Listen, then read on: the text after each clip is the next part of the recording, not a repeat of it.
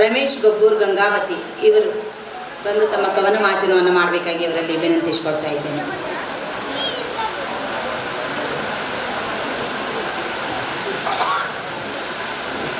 ಕವಿತೆಯ ಶೀರ್ಷಿಕೆ ಬೆತ್ತಲಾಗಿದ್ದು ಭಾರತ.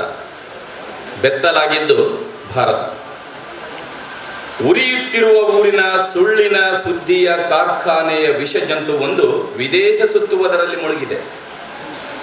ಉರಿಯುತ್ತಿರುವ ಊರಿನ ಸುಳ್ಳು ಸುದ್ದಿಯ ಕಾರ್ಖಾನೆಯ ವಿಷಜಂತು ಒಂದು ವಿದೇಶ ಸುತ್ತುವುದರಲ್ಲಿ ಮುಳುಗಿದೆ. ಸುಳ್ಳಿನ ಯಂತ್ರಕ್ಕೆ ಪರ ಊರಲ್ಲಿ ಜಾಗ ಬೇಕಂತೆ.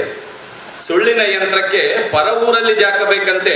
ತನ್ನದೇ ಮನೆಯ ಬೆಂಕಿ ಆರಿಸಲು ಪುರಸೊತ್ತಿಲ್ಲ. ತನ್ನದೇ ಮನೆಯ ಬೆಂಕಿ ಆರಿಸಲು ಪುರಸೊತ್ತಿಲ್ಲ. ಊರು ಸುಟ್ಟ ನಂತರ ಹುಟ್ಟಿನ ಜಾಗ ಹರಾಜು ಹಾಕಲು ದಂಡು ಕಟ್ಟಿಕೊಂಡಿದ್ದಾರೆ. ಊರು ಸುಟ್ಟ ನಂತರ ಹುಟ್ಟಿನ ಜಾಗ ಹರಾಜು ಹಾಕಲು ದಂಡು ಕಟ್ಟಿಕೊಂಡಿದ್ದಾರೆ.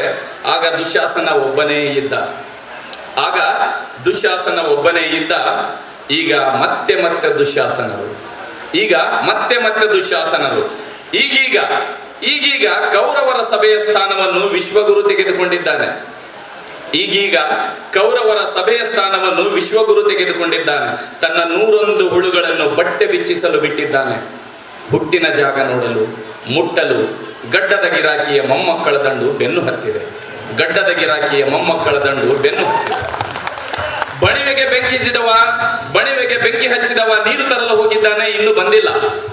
ಬರುವಷ್ಟರಲ್ಲಿ ಬಣಿವೆ ಸುಡಬಹುದು. ಸುಡುವ ಜೀವ ಉಳಿಸಲಾಗದೆ ನೋಡುತ್ತಾ ನಿಂತ ನಮ್ಮ ಊರು, ನಮ್ಮ ಬಣಿವೆಗೆ ಬೆಂಕಿ ಬೀಳಬಹುದು.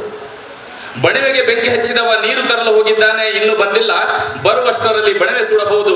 ಸುಡುವ ಜೀವ ಉಳಿಸಲಾಗದೆ ನೋಡುತ್ತಾ ನಿಂತ ನಮ್ಮ ಊರು, ನಮ್ಮ ಬಣಿವೆಗೆ ಬೆಂಕಿ ಬೀಳಬಹುದು.